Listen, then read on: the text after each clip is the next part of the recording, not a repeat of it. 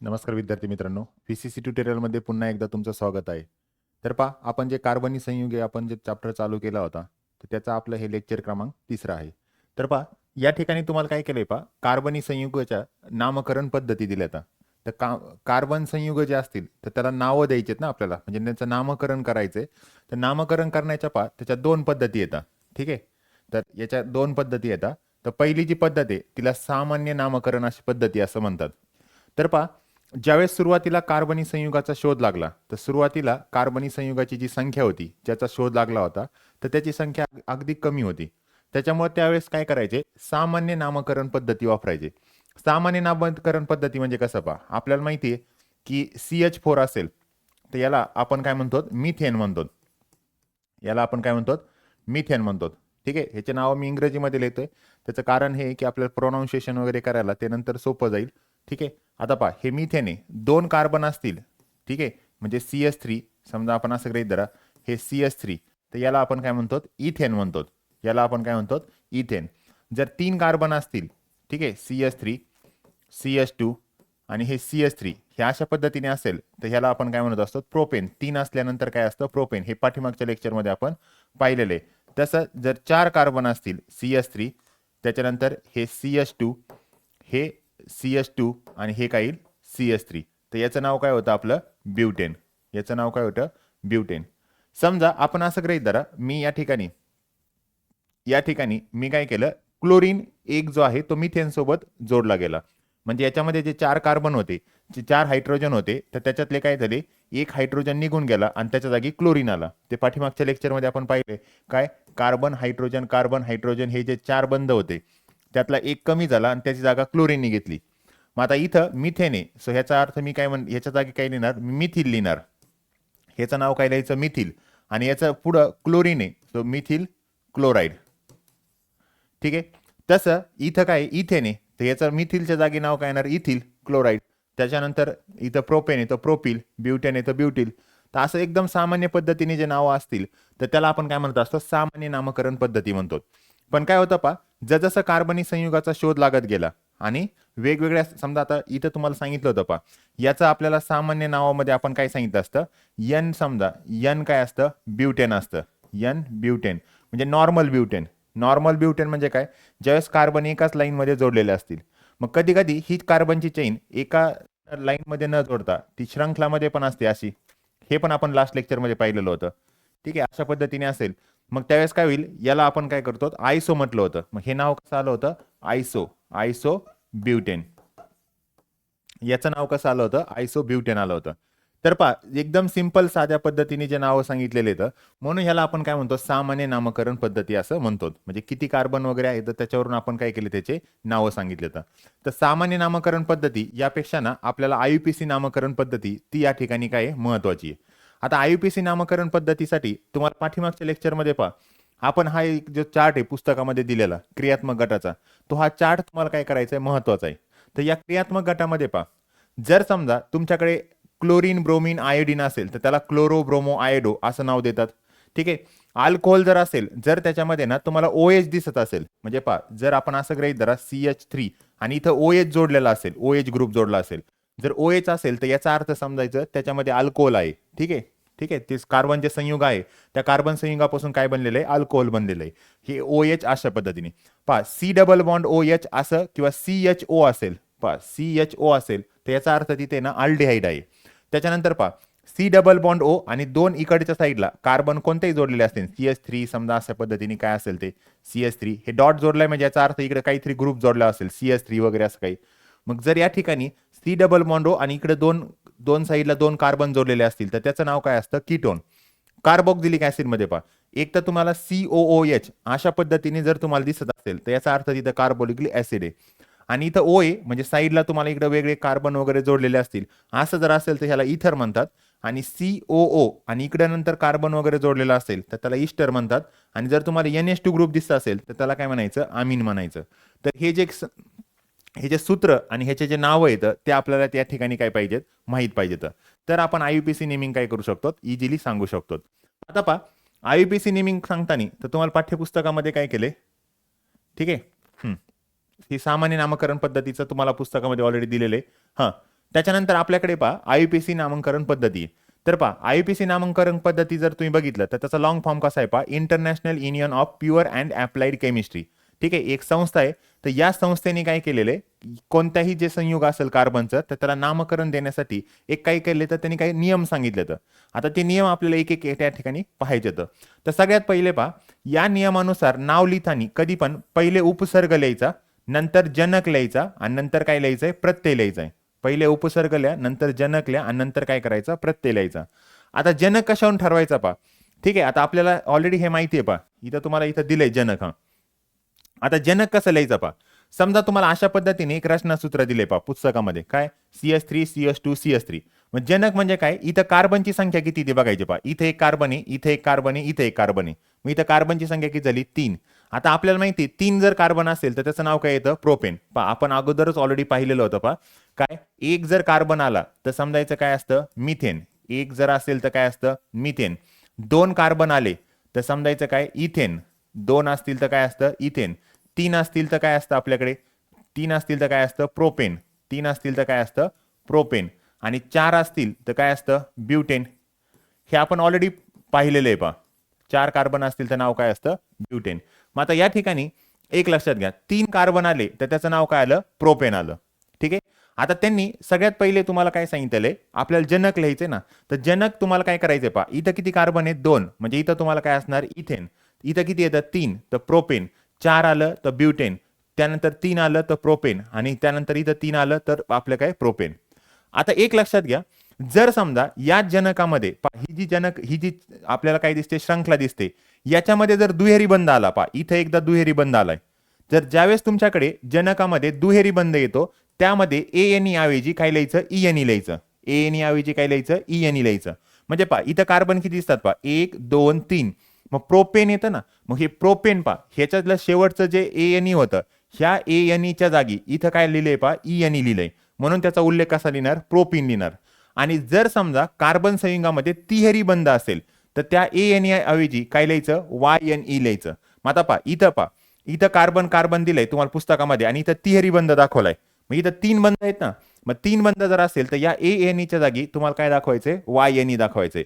मग या ANEच्या जागी इथं मी काय लिहिलं, YNE लिहिलं. तर ह्याला तुम्हाला काय म्हणता येईल, प्रोपाईन असं म्हणता येईल. तर सगळ्यात पहिले पहा, आपण जे IUPAC नामांकन करणार आहे तर त्यामध्ये सगळ्यात पहिले आपल्याला जनक नाव लक्षात ठेवायचंय. तर जनक नाव कशावरून लक्षात ठेवायचं, जी तुमच्याकडे श्रंखला दिली किंवा जे रचनासूत्र दिले त्यात कार्बनची संख्या किती येते बघायचं. मग पहा 1 2 3 तर प्रोपेन, 1 2 तर इथेन, 1 2 3 तर प्रोपेन आणि 1 2 3 4 तर ब्युटेन. आता इथं 1 2 3 आहे पण इथं एक दुहेरी बंध आहे. मग दुहेरी बंध असेल तर ANEच्या जागी तुम्हाला काय लिहायचं, ENE लिहायचंय. त्यानंतर मग हे प्रोपेन तसंच नाव आलं, फक्त प्रोपेन मध्ये काय करायचं, ANEच्या जागी ENE. समजा इथं जर दुहेरी बंध आला असता तर इथं कार्बन किती आहेत, 1 2 3 4. 4 असतील तर ब्युटेन, मग ह्या ANEच्या जागी काय आलं असतं, ENE आलं असतं. समजा इथं जर समजा तिहेरी बंध वगैरे आला असता तर या ANEच्या जागी काय आलं असतं, YNE आलं असतं. म्हणजे पहा दुहेरी बंध असेल तर ANEच्या जागी ENE आणि तिहेरी बंध असेल तर ANEच्या जागी YNE. म्हणजे थोडक्यात पहा हे A कट होतंय, इथं E येतंय आणि इथं A कट होतंय आणि इथं Y येतंय अशा पद्धतीने. तर अशा पद्धतीने प्रोपेन, प्रोपिन आणि प्रोपाईन हे झालं तुमचं काय झालं, जनक नाव झालं.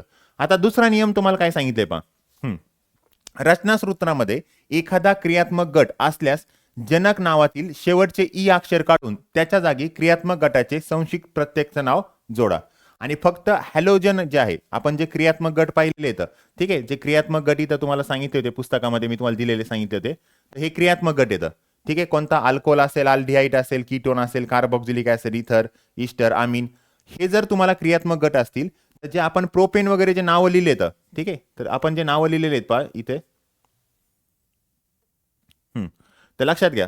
तर त्यांनी काय सांगितलंय, जर समजा तुम्हाला या ठिकाणी ठीक आहे, समजा उदाहरणार्थ पहा मी इथं काय केलं पहा, इथं CH3 ठीक आहे, CH2 आणि समजा इथं काहीतरी तुम्हाला एखादा ग्रुप जोडलेला आहे, OH वगैरे असा ग्रुप जोडलेला आहे. मग आता मला एक सांगा, इथं तुम्हाला जे नावं दिलेले आहेत ठीक आहे, मग आता इथं तुम्हाला काय करायचंय पहा, इथं कार्बनची संख्या किती आहे, 2. मग इथेन ANE. मग त्यांनी काय सांगितलं, हा जो ई ग्रुप आहे तो काढायचा, ई ग्रुप जे आहे तो काढायचा आणि या क्रियात्मक गटाचा जो काही तुम्हाला नाव दिलं असेल ते त्या ठिकाणी तुम्हाला काय करायचंय, रिप्लेस करायचंय. मग आता हे या ठिकाणी तुम्हाला एक चार्ट दिलाय पहा त्यासाठी या पद्धतीने. आता पहा जर तुमच्याकडे क्रियात्मक गट OH असेल तर त्यावेळेस त्याच्या पुढे काय लिहायचं, OL लिहायचं, कोणाच्या जागी ई कट करून. मग आता पहा, समजा इथं कार्बनची संख्या मोजायची, पहा 1 आणि 2, दोनच कार्बनची संख्या येतं. इथं कार्बनची संख्या किती येतं, समजा इकडनं मोजा किंवा इकडनं मोजा, हा 1 आहे, हा 2 आहे. मग 2 कार्बन आहे म्हणून त्याचं जनक नाव काय झालं, इथेन झालं. जनक नाव काय झालं, इथेन. आता जनकाचा प्रत्यय, मग प्रत्यय करताना त्यांनी काय सांगितले, जे ई जागा होती ह्या ईच्या जागी तुम्हाला काय करायचं, प्रत्यय लिहायचा आहे. मग OH जर असेल तर प्रत्यय काय लिहायचा आहे तुम्हाला, OL. मग हा ई कट करा आणि त्याच्या जागी OL लिहा. मग त्याचं नाव काय झालं, इथेनॉल झालं. त्याचं नाव काय झालं, इथेनॉल झालं. आता त्यानंतर नेक्स्ट पाहता, इथं 1 आणि इथं 2 आहे. आता इथं क्लोरीन आहे, पहा इथं उपसर्ग जो आला तो क्लोरीन. क्लोरीनचं नाव काय असतं, क्लोरो. आता क्लोरो जे ते उपसर्ग म्हणून वापरायचं आहे. क्लोरो जे ते काय वापरायचं आहे, उपसर्ग म्हणून. आणि प्रत्यय म्हणून कोण वापरायचे, बाकीचे. ठीक आहे, आपण आता सांगितलं होतं पहा, सगळ्यात पहिले तुम्हाला काय असतं, उपसर्ग. ठीक आहे, उपसर्ग पहिले लिहायचा आहे. त्यानंतर तुम्हाला जनक आणि शेवटी इथं काय लिहायचं आहे, प्रत्यय लिहायचा आहे, प्रत्यय. मग क्लोरो ब्रोमो आयडो असं जर असेल तर त्याचं नाव काय येतं, उपसर्ग मध्ये येतं. मग आता पहा 1 2 2 जर असेल तर नाव काय येणार, इथेन येणार. आणि Cl असेल त्यामुळे काय आलं, क्लोरो. मग क्लोरोचं नाव काय म्हणून येतं, उपसर्ग म्हणून येतं. मग पहिले उपसर्ग लिहायचा म्हणजे क्लोरो आणि नंतरचं काय आलं, 2 कार्बन आहेत म्हणून इथेन. म्हणून या ठिकाणी काय नाव येईल, क्लोरो इथेन, त्याचं नाव आलं. त्याच्यानंतर पहा इथं पण 1 आणि 2 कार्बन येतं. मग इथं पहिलेच काय जोडलेले, ब्रोमिन जोडलेले, म्हणून ह्याला काय वापरणार, ब्रोमो वापरणार आपण. Br म्हणजे ब्रोमिन. ब्रोमिनचं काय तुम्हाला काय झालं, ब्रोमो नाव झालं. क्रियात्मक गट कोणता झाला, ब्रोमो. हा क्रियात्मक गट जो आहे तो उपसर्ग म्हणून वापरायचा आहे. परत इथं 2 कार्बन आहेत म्हणून इथेन, आणि 2 कार्बन असल्यामुळं हे ब्रोमो पहिले नाव येणार आणि नंतर काय झालं, इथेन. कारण हा उपसर्ग म्हणून वापरतात. कोणतं, क्लोरो ब्रोमो आयडो असेल तर त्या ठिकाणी म्हणजे हॅलोजनचा ग्रुप असेल तर त्याचं नाव पहिले लिहितात म्हणजे तो उपसर्ग असतो. बाकी सगळ्यांसाठी काय करायचं आहे, तुम्हाला प्रत्यय म्हणून नाव लिहायचंय. त्यानंतर नेक्स्ट पाहता, इथं एक इकडनं जर मोजलं पहा 1 2 3 किती कार्बन येतं, 3 कार्बन असल्यानंतर काय नाव असतं, प्रोपेन. आता इथं पहा CHO ग्रुप आहे. CH ग्रुप कोणाचा असतो, अल्डेहाइडचा. मग आपण क्रियात्मक गटामध्ये बघितलाय. मग CHO जर अल्डेहाइडचा ग्रुपाचा हे ग्रुप असेल क्रियात्मक गट, तर अल्डेहाइड साठी काय करतात, AL. पहा OH जर असेल म्हणजे अल्कोहोल जर असेल तर तिथं OL लिहितात. तर याच्याऐवजी इथं काय लिहितात, AL लिहितात. कोणाच्या जागी, ईच्या जागी. ठीक आहे, शेवटचं जे ई असेल अल्केनचं ते कट करायचं. मग पहा अल्केनचं हे ई काय करायचं, कट करायचं आणि त्याच्या जागी काय करायचं, AL लिहायचं. मग ह्या ईच्या जागी काय लिहिलं, AL. म्हणून त्याचं नाव काय झालं, प्रोपेनॉल झालं. त्याचं नाव काय झालं, प्रोपेनॉल झालं. त्यानंतर पहा इथं 1 आणि 2 आहे. आता पहा COOH हा जो ग्रुप आहे क्रियात्मक गट, हा कोणाचा आहे, कार्बॉक्झिलिक ऍसिडचा आहे. हा जो क्रियात्मक ग्रुप आहे तो कोणाचा आहे, कार्बॉक्झिलिक ऍसिड. मग अशा क्रियात्मक गटामध्ये ईच्या जागी तुम्हाला काय लिहायचंय, OIC ऍसिड लिहायचंय. क्रियात्मक गट जो आहे त्याचं संक्षिप्त नाव काय लिहायचं, थोडक्यात OIC ऍसिड लिहायचं. मग आता इथं पहा कार्बन किती आहेत, 1 आणि 2. मग 2 असल्यावर नाव काय असतं, इथेन. मग परत हे ई कट केलं आणि त्याच्या जागी काय करायचं, OIC ऍसिड लिहायचं. मग हे इथेनॉइक ऍसिड, मग ह्याचं नाव काय झालं, इथेनॉइक ऍसिड. हे झालं त्याचं IUPAC नाव. त्याच्यानंतर नेक्स्ट पाहता CH3NH2. मग आता इथं नायट्रोजन जर काउंट करायचंच नाही, इथं एकच फक्त तुम्हाला काय कार्बन आहे. आणि NH2 जर असेल तर त्याला आपण नाव काय लिहितो, अमीन लिहितो. ठीक आहे, NH2 जर असेल तर काय लिहायचंय, अमीन लिहायचंय. मग आता एकच कार्बन आहे म्हणजे मिथेन. मग परत हे ई कट करा आणि पुढचं तुम्हाला काय येईल, amine. So methane amine. So methane amine हे तुमचं काय झालं, नाव झालं. इथं तुम्हाला काही नाव वगैरे दिलं नाही.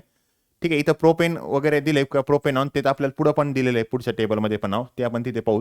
हां, आता याच्यानंतर पहा, जर कार्बन श्रृंखलामध्ये कार्बन अणूच्या एका टोकाकडून दुसऱ्या टोकाकडे म्हणजे अशा पद्धतीने पहा कार्बनच्या वेगवेगळ्या शृंखला असतील तर अशा वेळेस काय करायचं, नामकरण देताना कधी पण. आता उदाहरणार्थ पहा, समजा मी इथं काय करतोय, हे पहा समजा इथं माझ्याकडे असं पद्धतीने पहा CH3, त्यानंतर समजा असं गृहीत धरा CH3 आणि इथं एक क्लोरीन आहे असं गृहीत धरा उदाहरण.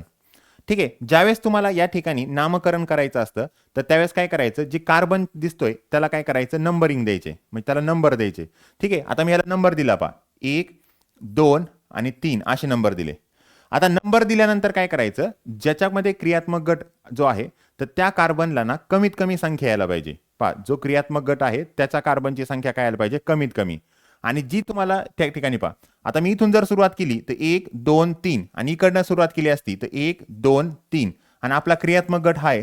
क्रियात्मक गट कोणता आहे, हा. मग हा जर क्रियात्मक गट असेल तर या कार्बनला तुम्हाला नंबरिंग किती आली असती, 2. मग तुम्हाला तेच सांगितलंय की एका टोकाकडून दुसऱ्या टोकाकडे काय करायचे, त्याला नंबरिंग द्यायची. आणि क्रियात्मक गट हे पहा, ह्याच्यामध्ये काय केलंय, क्रियात्मक गटातील कार्बनला एक अंक हा द्या. जर क्रियात्मक गट नसतील तेव्हा श्रृंखलाचे अंकन, ठीक आहे, अंकन दोन दिशांनी होऊ शकते. ज्या अंकनामुळे क्रियात्मक गट धारक कार्बनला अणूला लहान अंक मिळतो ते तुम्हाला काय करायचंय, ग्राह्य धरायचंय. आता उदाहरणार्थ पहा, समजा जर मला या ठिकाणी असं असेल CH3 CH, त्यानंतर हे CH3 हे CH3 असं, आणि इथं समजा माझ्याकडे क्लोरीन असतं. आता पहा, मी जर नामकरण देताना इकडनं 1 2 3 4 असं नामकरण दिलं तर इकडनं या क्लोरीनचा जो ग्रुप आहे म्हणजे क्रियात्मक गटाचा जो कार्बन आहे त्याला कमी नंबर मिळतोय, आणि इकडनं जर सुरू केलं तर 1 2 3 आणि 4, म्हणजे इकडनं नंबर किती येतोय, 4 येतोय. म्हणजे ही नंबरिंग ग्राह्य धरायची नाही. तर बरोबर कोणती आहे, हा पहिला असेल, हा दुसरा असेल, हा तिसरा असेल, हा चौथा असेल. तर अशा पद्धतीने तुम्हाला त्या ठिकाणी इथं सांगितलंय.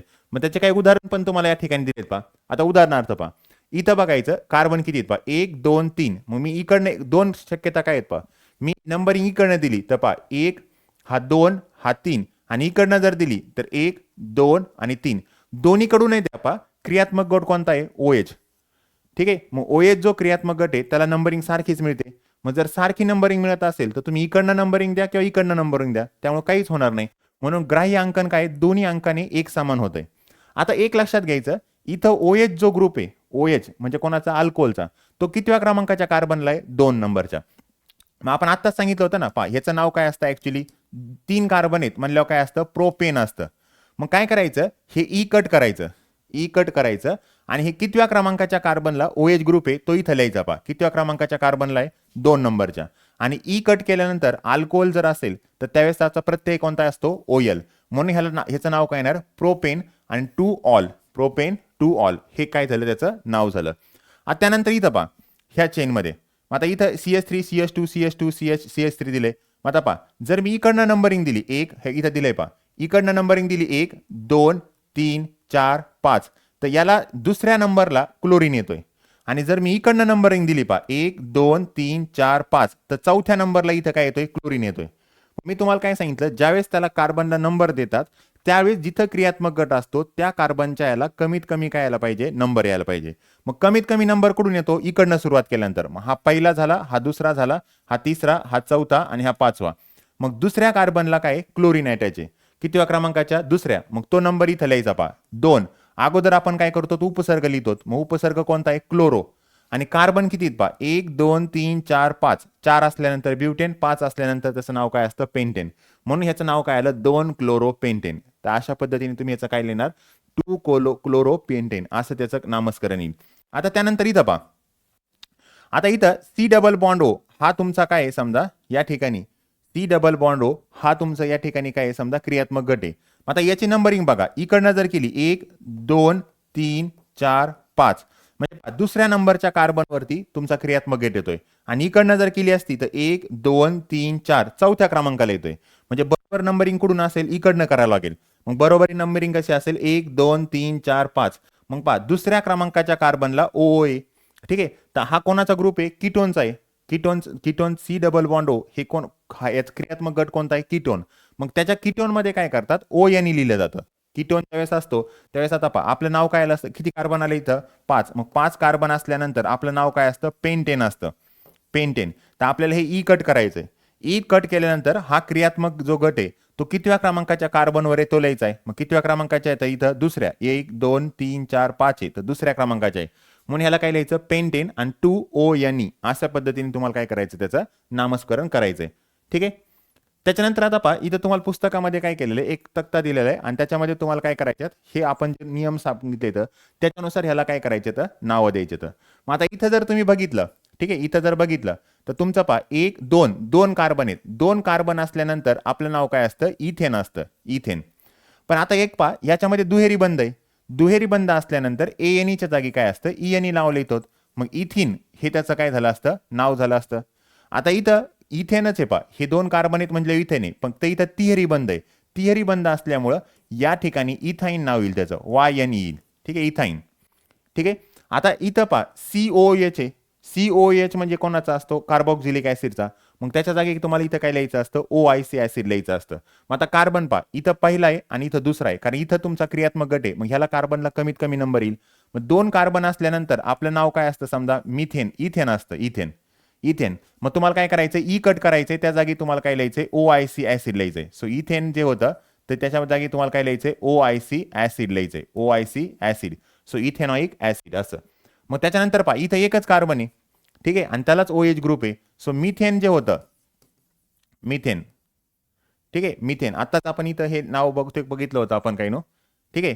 हे OH, सॉरी, हां, OH जर ग्रुप असेल तर त्याच्या जागी तुम्हाला पुढं काय लिहायचं होतं, OL लिहायचंय. OH असेल तर ई प्रत्यय काढून तुम्हाला काय लिहायचं होतं, O लिहायचं. इथे इथेनॉलचं आहे, तिथे मिथेनॉलचं दिलेलं आहे, ठीक आहे. हां, मग तुम्हाला हे ए कट करून तुम्हाला काय करायचं, OL लिहायचंय. सो हे मिथेनॉल, मिथेनॉल ANE होतं तर त्याच्या जागी तुम्हाला काय लिहायचंय, OL लिहायचंय. आता इथं पण OH आहे पा, मग इथं इथेनॉल येईल पा, 1 आणि 2, 2 कार्बन येतं. मग इथं तुम्हाला काय, 2 कार्बन असल्यावर नाव काय असतं, इथेन. तर ई कट होणार आहे. सो इथं इथेनॉल येईल, NOL असं, OL येईल. आता इथं CHO आहे. CHO कोणाचा असतो, ऑल्डिहाइडचा. मग आता पहा इथं पहिला कार्बन आहे, दुसरा कार्बन आहे म्हणजे इथेन असतं. मग इथं तुम्हाला इथेन आहे, सो इथेन, ठीक आहे. तर हे ई प्रत्यय कट होणार आणि 1 2, ठीक आहे. तर तुम्हाला या ठिकाणी तुम्हाला याला काय असतं, ए आला असतं, मग इथेनॉल, ठीक आहे, इथेनॉल AL येईल. तर हां, आता C डबल बॉन्ड O येईल ना समजा, मग हा कोणाचा, कीटोनचा. मग आता एक पहा इकडनं जर नंबरिंग दिली 1 2 3, पहा इथं सगळ्या पहिल्या कार्बनला होते त्यामुळे आपण तो कार्बन नंबर लिहिला नव्हता. पण आता इथं जो आहे CO आहे ना, CO जो आहे हा कोणाचा आहे, कीटोन आहे. आणि कीटोनसाठी आपण काय लिहितो, समजा ONE लिहितो. कीटोनसाठी काय लिहितो, ONE.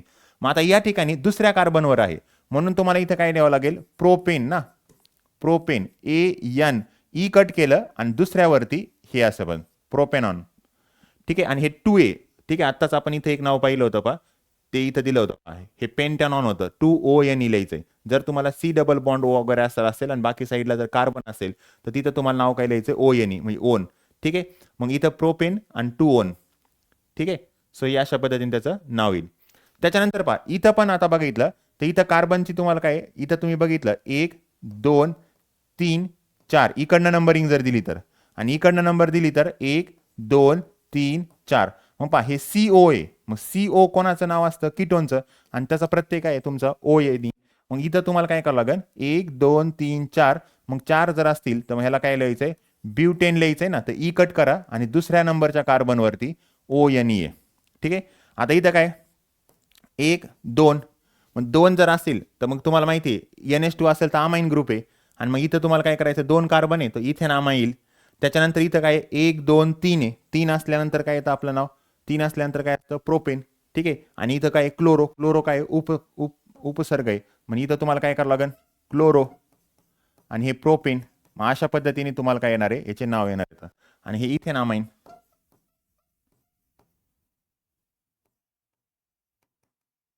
ठीक आहे, इथेन अमाइन. ई कट करायचं आणि तुम्हाला पुढे काय लिहायचं, समजा अमाइन लिहायचं. तर अशा पद्धतीने तुम्ही इथं काय करू शकतात, IUPAC नेमिंग करू शकतात, ठीक आहे. तर अशा पद्धतीने तुम्हाला हा जो चार्ट वगैरे तो या ठिकाणी दिलेला होता. पहा जर तुम्ही आता 11वी 12वीचा जर विचार केला तर IUPAC नेमिंग तुम्हाला खूप महत्त्वाचं आहे. कारण भविष्यामध्ये म्हणजे जेवढं तुम्ही ऑर्गॅनिक केमिस्ट्री शिकणार येतं तर त्याच्यामध्ये काय होतं, कार्बनचे भरपूर असे संयुग जे येतं ते तुम्हाला त्या ठिकाणी पाहिजे येतं. आणि तिथे सामान्य नामकरण पद्धतीऐवजी IUPAC नामकरण पद्धतीने सगळे काय केलेले असतात, नावं दिलेले असतात, ठीक आहे. तर अशा पद्धतीने आजच्या लेक्चरमध्ये आपण इथेच थांबतोय. बाकी जो राहिलेला भाग आहे तो आपण काय करूया, पुढील लेक्चरमध्ये पाहूया. Okay, thank you.